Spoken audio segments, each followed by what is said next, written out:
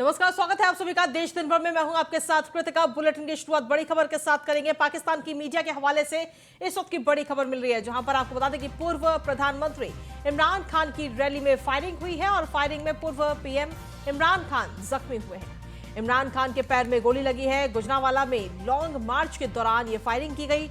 इमरान खान के कंटेनर के पास ये फायरिंग हुई है। फायरिंग में एक की मौत हो गई है, वहीं 9 लोग घायल बताए जा रहे हैं। शहबाज शरीफ ने इमरान खान के हमले की निंदा की है।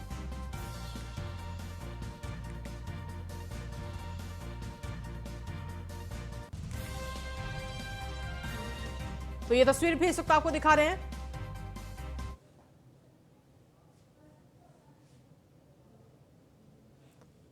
आपको बता दें कि ये रैली चल रही थी और इसी दौरान ये फायरिंग की गई है। फायरिंग में पूर्व पीएम इमरान खान जख्मी हुए हैं। उनके पैर में गोली लगी है। फिलहाल उन्हें अस्पताल में भर्ती कराया गया है, जहां पर उनका इलाज चल रहा है। तो ये बड़ी खबर आप तक पहुंचा रहे हैं। पाकिस्तानी मीडिया के हवाले से ये इस वक्त की बड़ी खबर मिल रही है, जहां पर एक रैली करते हुए नजर आ रहे थे इमरान खान और इसी दौरान उन पर यह फायरिंग की गई है। इमरान खान के कंटेनर के पास में ये फायरिंग हुई है और फायरिंग में एक व्यक्ति की मौत हो गई है, वहीं 9 लोग घायल बताए जा रहे हैं। फिलहाल इमरान खान के पैर में गोली लगी है और उन्हें भी अस्पताल में भर्ती कराया गया है, जहां पर उनका इलाज चल रहा है। इस वक्त की बड़ी खबर आप तक पहुंचा रहे हैं।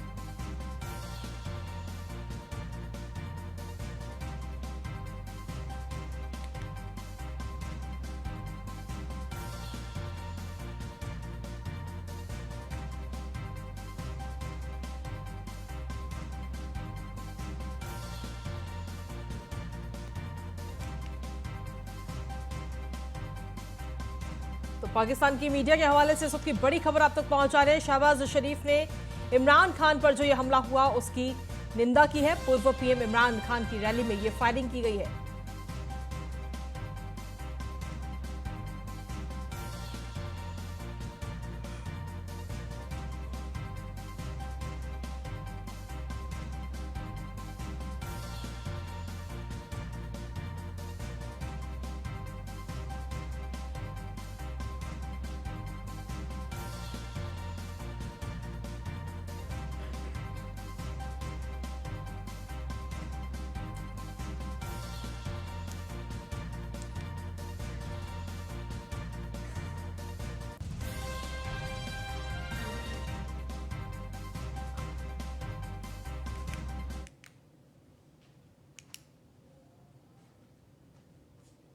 और चलिए बुलेटिन में आगे बढ़ेंगे। हिमाचल के सोलन की रैली में जनसभा को रक्षा मंत्री राजनाथ सिंह संबोधित कर रहे थे और इस दौरान मौजूद लोगों ने पीओके चाहिए के नारे लगाए। इस पर राजनाथ सिंह ने कहा, ठहर जाइए, धैर्य रखिए, बीजेपी जो कहती है वो जरूर करती है। 370 हटने से आतंकी घटनाओं में कमी आई है। जम्मू कश्मीर में आतंकवाद को खत्म करेंगे। देश से आतंकवाद का खात्मा होकर रहेगा।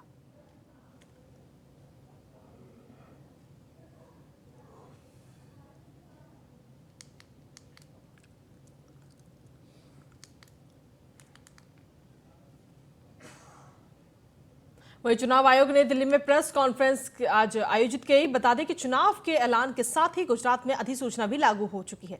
14 नवंबर तक उम्मीदवार नामांकन दाखिल कर सकते हैं और नामांकन वापस लेने की आखिरी तारीख 17 नवंबर है। तो वहीं गुजरात चुनाव 2 चरणों में होगा। 1 और 5 दिसंबर को मतदान होंगे। तो वहीं हिमाचल चुनाव के साथ गुजरात विधानसभा चुनाव के नतीजे भी 8 दिसंबर को जारी होंगे। Uttar Pradesh on 8th of December. The date of issue of notification would be for the first phase 5th of November and for the second phase 10th of November. For making nominations, it would be 14th November for phase 1 and 17th November for phase 2. And date of poll would be 1st and 5th with the date of counting to coincide with Himachal Pradesh on 8th of December. और अगली खबर है रांची से, जहां पर ED के समन पर भी नहीं आए हैं सीएम हेमंत सोरेन। ईडी दफ्तर नहीं गए आज हेमंत सोरेन। दरअसल उनको बुलाया गया था। सीएम हेमंत सोरेन ने ईडी को खुली चुनौती दी है और कहा है कि अगर हिम्मत है तो आओ और गिरफ्तार करके दिखाओ। मैं ईडी सीबीआई से नहीं डरता, ऐसा कहना है हेमंत सोरेन का। झारखंड के मुख्यमंत्री हैं हेमंत सोरेन।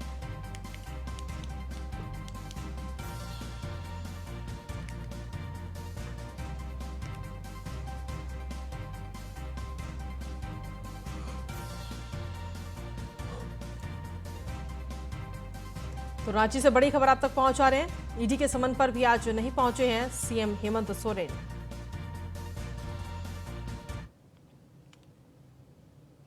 दिल्ली में भारतीय जनता पार्टी के राष्ट्रीय प्रवक्ता गौरव भाटिया ने प्रेस कॉन्फ्रेंस की, जहां उन्होंने कहा कि राजधानी में प्रदूषण के खराब स्तर को लेकर दिल्ली और पंजाब के मुख्यमंत्रियों पर करारा हमला बोला और उनके इस्तीफे की मांग करते हुए कहा कि आपराधिक लापरवाही से कम नहीं है, जिसकी वजह से वायु गुणवत्ता खराब हुई। उन्होंने कहा कि दिल्ली और पंजाब के लोग हवा में जहर के लिए अरविंद केजरीवाल और भगवंत मान के नेतृत्व वाली सरकार को दोष दे रहे हैं।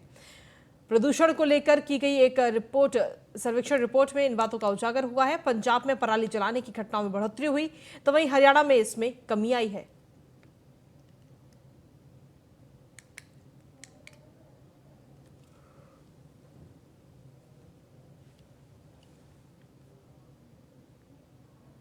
वहीं भारतीय जनता पार्टी के राष्ट्रीय प्रवक्ता गौरव भाटिया ने निशाना साधा। ट्वीट करते हुए लिखा कि गांधी परिवार को निर्वाचन आयोग पर विश्वास नहीं, पीएम पर विश्वास नहीं, ईवीएम पर विश्वास नहीं, सेना, संसद, मीडिया, सीएजी, जनता पर विश्वास नहीं, तो किस पर गांधी परिवार को विश्वास है।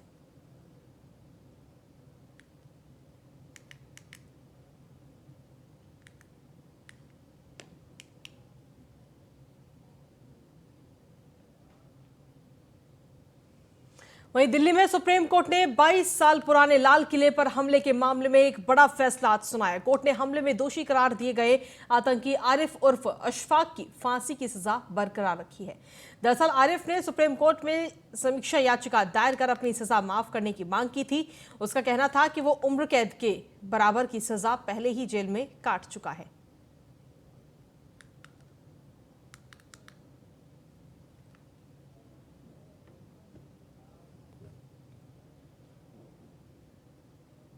दिल्ली के द्वारका सेक्टर 12 स्थित एक बहुमंजिला इमारत की 8वीं और 9वीं मंजिल पर अचानक आग लग गई। हादसे में कोई घायल नहीं हुआ है, तो वहीं सूचना मिलने के बाद पुलिस और दमकल की 3 गाड़ियां मौके पर पहुंची। फ्लैट में मौजूद लोगों को पहले सुरक्षित बाहर निकाला गया और बाद में आग बुझाने का कार्य शुरू किया गया।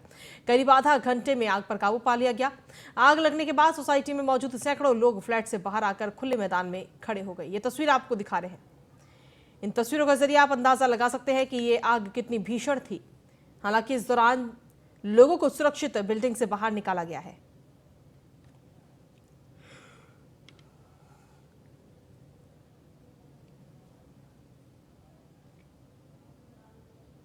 वहीं उत्तराखंड पुलिस महकमे में आज फेरबदल हुआ। आईपीएस अफसरों के तबादले किए गए हैं और इसके साथ ही 3 अन्य पुलिस अधिकारियों के भी ट्रांसफर किए गए। एसटीएफ के एसएसपी अजय सिंह को हरिद्वार जिले का एसएसपी बनाया गया। आयुष अग्रवाल को नया एसएसपी एसटीएफ बनाया गया है।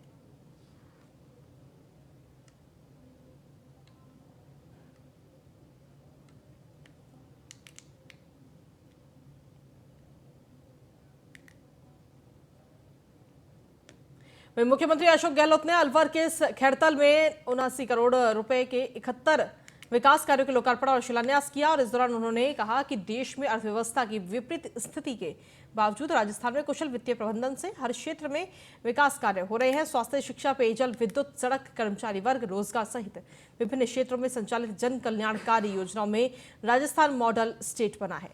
प्रदेश में लगभग 1 करोड़ लोगों को सामाजिक सुरक्षा के तहत पेंशन दी जा रही है।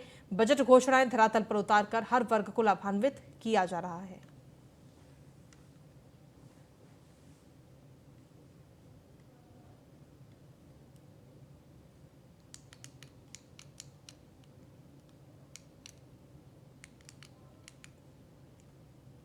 वहीं हरियाणा के मुख्यमंत्री मनोहर लाल खट्टर ने पंजाब के सीएम भगवंत मान को करारा जवाब देते हुए कहा कि पंजाब के मुख्यमंत्री हर चीज पर राजनीति ढूंढते हैं।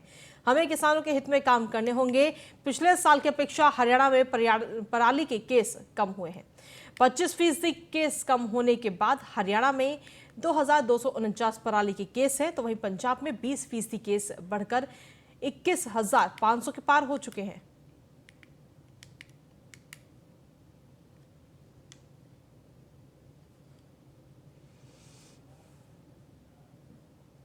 बिहार सरकार द्वारा चलाई जा रही विभिन्न योजनाओं की जांच किशनगंज जिले के डीएम श्रीकांत शास्त्री ने की। बताया जा रहा है कि योजनाओं की जांच सहित स्वास्थ्य सुविधा और स्कूलों में बेहतर शिक्षण कार्य को देखकर डीएम कुछ चीजों को लेकर असंतुष्ट नजर आए। इस दौरान संबंधित कर्मी और पदाधिकारियों को निर्देश भी दिए गए। प्रशासनिक व्यवस्था को बेहतर बनाने के लिए लगातार क्षेत्र का भ्रमण किया जाए, हर विभाग की रिपोर्ट बिहार सरकार को भेजी जाए। बता दें कि डीएम ने सरपंच की कार्यशैली की भी सराहना की।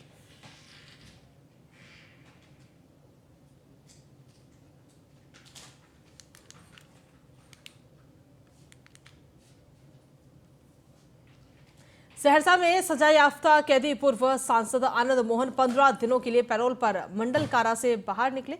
उनके बाहर निकलने को लेकर समर्थकों में काफी उत्साह। बता दें कि पारिवारिक कार्यक्रम में शामिल होने को लेकर के पूर्व सांसद आनंद मोहन को 15 दिनों की पैरोल मिली है। दरअसल दिसंबर 1994 को डीएम कृष्णया हत्याकांड मामले को लेकर आनंद मोहन मंडल कारा सहरसा में बंद है।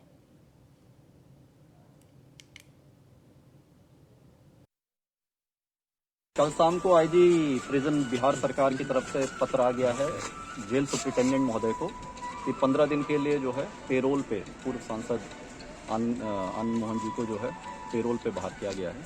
15 नवंबर तक के लिए पेरोल है और ये रीज़न जो दिया गया था वो है कि उनकी बेटी का इंगेजमेंट है और बूढ़ी माँ है, उनको देखना है। इस रीजनिंग पे ये प्रपोजल जो है सरकार के पास था। आईजी प्रिजन महोदय का कल शाम को जेल सुप्रिंटेंडेंट साहब को पत्र आ गया है, इसलिए पेरोल पे बाहर।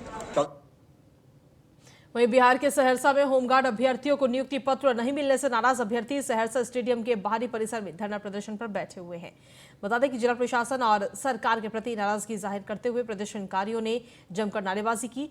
इस दौरान प्रदर्शनकारियों का कहना है कि 2011 के विज्ञापन के आधार पर बिहार गृह रक्षा वाहिनी विभाग के द्वारा फॉर्म भरवाया गया, जिसके तहत 11 साल बाद 2022 में शारीरिक जांच परीक्षा ली गई, जिसमें जिले के दर्जनों अभ्यर्थी सफल हुए। इसके बाद भी होमगार्ड विभाग ने बहाली और नियुक्ति पत्र देने के दौरान बड़े पैमाने पर उलटफेर कर दिया। अधिक नंबर वाले अभ्यर्थियों को छोड़कर कम नंबर वाले अभ्यर्थियों को पैसे लेकर नियुक्ति पत्र देने का आरोप इस वक्त लगाया गया है। होमगार्ड बहाली के लिए धरना प्रदर्शन किए हुए हैं। ये होमगार्ड बहाली 2011 में फॉर्म भरे थे। उस समय हम मैट्रिक इंटर करके इस फॉर्म भरने के बाद 11 साल तक दौड़ किए, कूद किए, चेस्ट बना के रखे, मेडिकल बना के रखे और 2022 में आके इस ग्राउंड में, इस फील्ड में हमने फिजिकल फिट किए हैं, मेडिकल फिट किए हैं, हमारा पेपर जांच हुआ है। उसके बाद जब हम लोग को अभी तक नहीं कर रहा है, हम लोग से थोड़ा हम भी बताते हैं, हमसे कम पॉइंट वाले को हुआ है। क्यों हुआ है तो अभिलाषा देवी बताई है जो डीएसपी साहब, इसमें घूस लेके 4 लाख 5 लाख सही में किया है। अगर नहीं होता तो हमको होता। अगर अभी हमसे जवान तय करे डीएसपी साहब, ये होमगार्ड डीएसपी एसपी चले हमारे सामने में तय करे, अगर हमसे चेस्टगार्ड छतियार एरियल जवान मिले उनको तो हम बताएंगे। एक तरफ 10 लाख रोजगार की मांग करते हैं, हाई एजुकेशन की बात करते हैं। उसके बाद जो है 11 साल के बाद 2011 में जो बहाली निकाला गया, 11 साल के बाद बहाली लिया गया। उसके बाद हाई जंप, लॉन्ग जंप जितना भी होता मेडिकल, पुलिस वेरिफिकेशन में पास करने के बाद भी हम लोग को नहीं लिया जा रहा है। जो सरकार हम लोग पे अन्याय कर रहे हैं। हम लोग का उम्र का समय खत्म है, हम लोग कोई भी जो है फॉर्म नहीं भर सकते हैं। हम लोग सरकार से, जिला पदाधिकारी से मांग करते हैं, हम लोग को अविलंब जो है सर 2009 में हम लोग अप्लाई किए थे, 2011 में हम लोग अप्लाई किए थे। 2011 का बहाली 2022 में लिया गया। 22 में लिया गया। हम लोग कड़ी मेहनत के साथ स्टेडियम में हर एक चीज में कम्पीट किए। कम्पीट करने के बाद हम लोग को फाइनल मेगा सूची से वंचित कर दिया गया और अपने अनुसार वो लिस्ट बना के ज्वाइनिंग किया। और हम लोग का एज भी नहीं बचा है। हम लोग को 10 पॉइंट 11 पॉइंट लाए हैं और उससे नीचा पॉइंट वाले को ज्वाइनिंग कराया है।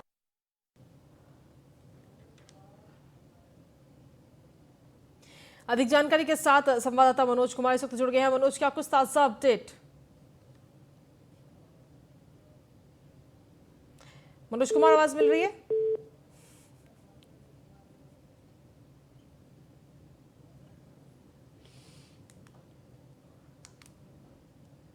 तो आपको बता दें कि भूख हड़ताल पर बैठे इस वक्त होमगार्ड के अभ्यर्थी 2011 में ये परीक्षा की गई थी, जिसका हाल ही में एक और परीक्षा ली गई इससे जुड़ी हुई, जिसमें सीधे तौर पर आरोप लगाया गया है कि पैसे लेकर नियुक्ति पत्र दिए गए हैं। भूख हड़ताल पर बैठे हैं इस वक्त होमगार्ड अभ्यर्थियों ने धांधली का ये पूरा आरोप इस वक्त लगाया है।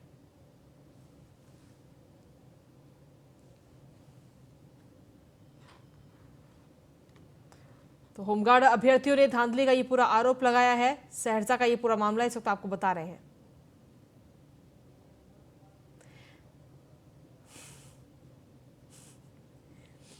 और विशेष संवाददाता मनोज कुमार इस वक्त जुड़ गए फोन लाइन पर। मनोज, क्या कुछ ताजा अपडेट? जी बिल्कुल, जिस प्रकार देखा जा रहा है कि जो 2011 में जो बहाली हुई थी उसकी कुछ अलग ही नियम थे, और जिस प्रकार ये लोग धारणा देकर बता रहे हैं कि 2022 में उसकी बहाली ली जा रही है, तो कुछ नियमों का चेंज किया गया था। तो ये जितने भी लोग थे उस समय क्रम में बहाली के क्रम में आए थे, जो अपने मार्क्स निकाले थे, उससे अब कहीं कम मार्क्स वाले का ज्वाइनिंग किया जा रहा है। कहीं ना कहीं ये धांधली बता रहे हैं कि ये इनका धांधली हुआ है इस बहाली में। सरकार की भी कुछ मोनोपोली या कुछ तरह का जो ट्रेनिंग किया गया है उससे ये लोग काफी नाराज हैं।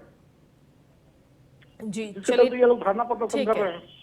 चलिए ठीक है, आप लगातार बने रहिए, आगे और भी तमाम खबरों पर आपसे अपडेट्स और जानकारियां लेंगे। वहीं भारत से नेपाल जा रही एक पाकिस्तानी महिला को एसएसबी और पुलिस ने हिरासत में लिया। बता दें कि भारत नेपाल सीमा से सटे गलगलिया बॉर्डर से महिला नेपाल जा रही थी। इस दौरान बिहार पुलिस और एसएसबी ने किशनगंज जिले के गलगलिया बॉर्डर से उसे हिरासत में ले लिया। पकड़ी गई महिला फरीदा मलिक अमेरिका के कैलिफोर्निया की रहने वाली है। बता दें कि महिला के पास से कैलिफोर्निया का ड्राइविंग लाइसेंस भी मिला है, जिस पर उसका नाम फरीदा मलिक लिखा हुआ है कि वो मूल रूप से पाकिस्तान की है, लेकिन अब उन्होंने पाकिस्तान की नागरिकता छोड़कर यूएस की सिटीज़नशिप ली है। यूएस की ही डॉक्यूमेंट्स पे वहीं के पासपोर्ट वीज़ा से वो यहाँ इंडिया ट्रैवल करती है और नेपाल फ्रीक्वेंटली ट्रैवल करती है, जो अभी तक पता चला है। तो पूर्व में भी ये उत्तराखंड में एक बार एसएसबी द्वारा उनकी अरेस्टिंग हो गई थी, तब वो 11 महीने जेल रही थी और उसके बाद वापस उसको यूएसए भेज दिया गया था। अब ये किस संदर्भ में कैसे आई, इसमें इन्वेस्टिगेशन चल रहा है। हमने एफआरआरओ कोलकाता को भी सूचित किया है। हमने जो मिनिस्ट्री ऑफ होम अफेयर्स में गृह विभाग में एक फॉरेनर्स डिवीज़न होता है, उनको भी सूचित किया है, सूचित करने वाले हैं। और काउंसलेट जनरल ऑफ यूएस का काउंसलेट जनरल रहता है कोलकाता में ऑफिस, उनको भी इस संबंध में हम उनको सूचना दे देंगे। बाकी जो अनुसंधान में आ जाएगा, अगर एज ए लीगल इमिग्रेंट वो हमारे देश में, तो इसके विरुद्ध फिर पासपोर्ट एक्ट में केस होगा। यदि जस्ट उसका कि पासपोर्ट एक्सपायर हुआ है तो फिर उसको अपना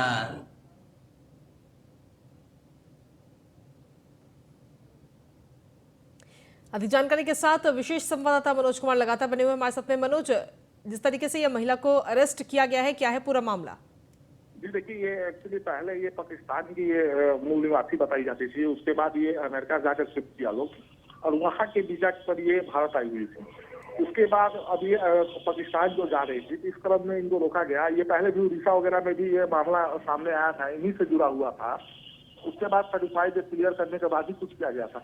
अभी जो बड़ी अधिकारियों से बात हुई, इस मामले में भी जांच चल रही है, छानबीन चल रही है, और इस तरह अभी इनको फर्जी भी कहा नहीं जा सकता है पूरी तरह, इसलिए कि कहीं ना कहीं जो डॉक्यूमेंट है जो है वो अमेरिका का सारा से दिखलाया जा रहा है, वीजा वगैरह। और ये भी बताया जा रहा है कि पहले ये सदस्यता पहले इनका पाकिस्तान का था, जो इनको अपना सदस्यता हुआ छोड़कर, और उसके बाद ये इंडिया आई हुई थी। तो इस तरह का है, लेकिन इस पर अभी वरीय पदाधिकारियों का कोई बहुत बड़ा बयान नहीं आया है। अभी सिर्फ जांच की बातें की जा रही है कि जांच चल रही है। केवल ये बताया गया कि उड़ीसा में भी ये मामला इनके साथ पहले बहुत पहले जुड़ा हुआ था। चलिए ठीक है, शुक्रिया तमाम जानकारी देने के लिए मनोज। और देश दिन भर में आगे बढ़ते हैं। मनिहारी के पीर मजार घाट पर कटिहार से गंगा स्नान करने के लिए पहुंचे 4 दोस्तों में से एक दोस्त डूब गया। स्नान करने के लिए गंगा में 2 दोस्त गए और डूबने लगा, तभी स्थानीय लोगों ने बांस के सहारे एक दोस्त को डूबने से बचा लिया, जबकि फौजी दोस्त गंगा नदी में डूब गया। घटना की सूचना मिलते ही प्रशासन ने मौके पर पहुंचकर गोताखोर एवं मोटर बोर्ड की सहायता से लापता फौजी युवक की तलाशी की जा रही है। मनिहारी सीओ राजेश रंजन एवं थानाध्यक्ष रामविलास सिंह दल बल के साथ घटनास्थल पर पहुंचकर गोताखोर और मोटर बोर्ड से गंगा नदी में डूबे फौजी की तलाश शुरू कर दी है।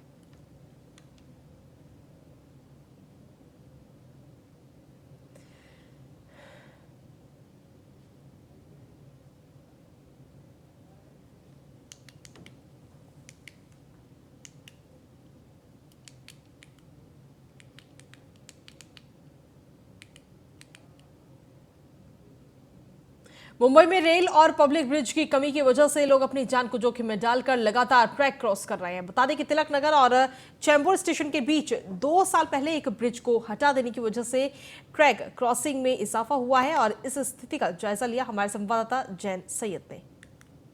मुंबई में एफओबी नहीं होने की वजह से कहीं ना कहीं जो लोग होते हैं उन्हें बहुत परेशानी का सामना करना पड़ता है। मैं इस वक्त मौजूद हूँ तिलक नगर और चेंबूर के बीच में। आप देख सकते हैं अर्बन लाइन की लाइन गई हुई, यहाँ से लोग पटरी क्रॉस करके आने जाने को मजबूर है। कहीं ना कहीं आप देख सकते हैं वो सीनियर सिटीजन कितनी तकलीफ हो रही है। अगर वहाँ से ट्रेन आती है तो इन्हें कहीं ना कहीं एक हादसे का शिकार होना पड़ता है। यहाँ पर हमारे एक लोग मौजूद है जो इस वक्त क्रॉस करते, हमने उनको रोका है उनसे पूछने के लिए। सर आपका नाम बताइएगा। मेरा नाम राजू है।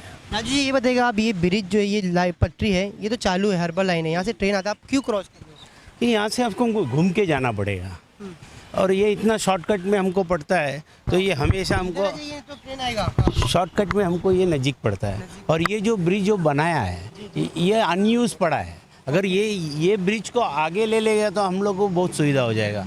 यहाँ आप अभी क्रॉस करके आए, कितना डर बना था? हाँ अभी आप क्रॉस करके आए, कभी ट्रेन आ जाती, कितना डर बना रहता है? ये 2 टाइम अभी कितना डर बना था क्योंकि पटरी चालू है ना, यहाँ से ट्रेन आते जाता है। ठीक है आपकी देखिए जिस तरीके अभी देखिए आप ट्रेन जा रही है कहीं ना कहीं खतरा बना रहता है। इसके पहले जो यहाँ पर एक ब्रिज था देखिए जो CST में आसपास के आदमी ये ब्रिज को हटा दिया, जर्जर हालत में था, तो ये ब्रिज निकालने से आप लोग को काफ़ी नहीं वो हमारा यूज़ नहीं होता है। ये जो सेल कॉलोनी का जो ये एरिया का लोगों को यही सुविधा रहता है। वो ब्रिज कभी यूज़ नहीं होता था, वो था जब भी कोई यूज़ नहीं होता था इसलिए वो निकाल दिया। तो रेल प्रशासन से अपील क्या रहेगी क्योंकि कहीं ना कहीं बहुत बड़ा जोखिम है, आप लोग की जान को खतरा है, आगे पीछे देखना पड़ेगा, अगर नज़र हटी तो दुर्घटना घटी कह सकते हैं। अभी ये जो ब्रिज है ना, ये ब्रिज को थोड़ा वो साइड और थोड़ा आगे ले लेगा तो ये काम बहुत आसानी से हो जाएगा। ये जो ब्रिज पड़ा है ये अनयूज़ है, अगर उसको यूज़फुल कर दे तो अच्छा है। यहाँ एक ब्रिज चाहिए ही चाहिए। कहीं ना कहीं आप देख सकते हैं यहाँ के लोगों की समस्या, जिसका कोई इस्तेमाल नहीं है और ब्रिज बनाया गया है इस्तेमाल करने के लिए, मगर कोई ब्रिज नहीं। यहाँ पर से आप देख सकते हैं लगातार लोग आ रहे हैं जा रहे हैं, ये एक मुख्य क्षेत्र हो गया है। कहीं ना कहीं यहाँ पर हादसे भी होते होंगे सिर्फ इसी के कारण कि यहाँ पर ब्रिज नहीं है, लोग मजबूर हैं पटरी क्रॉस करने को। रेल प्रशासन को इस पर सख्त से सख्त कार्रवाई करना चाहिए और कड़े से कड़े इंतज़ाम करना चाहिए यहाँ के लोगों के लिए। और कुछ कहना है आपको? ये जो झाड़ है ना, यहाँ से जब हम आते हैं झाड़ के वजह से कैमरा पर्सन को कहना चाहूँगा कि ये झाड़ भी दिखाएं यहाँ से, क्योंकि ये जो है ना एक बहुत रिस्क भरा हुआ मामला है। अगर यहाँ पर ब्रिज होता तो आप देख सकते हैं यहाँ पर अगर ट्रेन अचानक साथ ही सडनली अगर कोई क्रॉस करता है तो ट्रेन आती है तो एक बड़ा हादसा हो सकता है। तो दिखाना चाहेंगे ज़्यादा दूरी पे क्यों नहीं है, तिलक नगर स्टेशन उधर सामने है और अगर घुमा के दिखाना चाहेंगे तो उधर देख सकते हैं आप, वहाँ से भी ट्रेन आ रही है, लगातार ट्रेन आती रहती है। इसके बावजूद जो रेल प्रशासन है वो सोया हुआ है। कहीं ना कहीं अब देखना ये रहेगा कि रेल प्रशासन इस पर किस तरीके से कदम उठाता है और लोगों की समस्या का समाधान कब तक निकालता है। अब देखना ये रहेगा कि यहाँ के लोगों की समस्या का आप लोगों का समाधान कब तक निकालता है। कहीं ना कहीं आप ये मौत के मुंह में जाते हैं। लेकिन क्या है वो तो कितने हादसे होते हैं कोई केयर नहीं करता। यही खंबे का अगर RTI डाल के देखेगा तो बहुत सारे मौतें यहाँ होते हैं। तो आप देख सकते हैं यहाँ पर जो खंबा नंबर दिया रहता है रेलवे की तरफ से, वो खंबा नंबर अगर डाल के आप RTI निकालेंगे तो कहीं ना कहीं जो यहाँ पर हादसे होते हैं उनकी जानकारी प्राप्त हो सकती है। अब देखना ये रहेगा कि रेल प्रशासन इस पर किस तरीके से इनकी समस्या का समाधान निकालता है। Camera person Neha Shikiya, Jain Syed, News 1 India, Mumbai. वहीं महाराष्ट्र के सामाजिक कार्यकर्ता संभाजी भिंडे ने महिला पत्रकार से कहा कि हर महिला भारत माता है और भारत माता विधवा नहीं है। उन्हें विधवा जैसा नहीं दिखना चाहिए और उनसे बातचीत करने से पहले उन्हें माथे पर बिंदी लगानी चाहिए थी। ये कहते हुए उन्होंने महिला पत्रकार से बात करने से इनकार कर दिया। संभाजी का यह बयान वायरल हो गया। इस बयान को लेकर बवाल मच चुका है।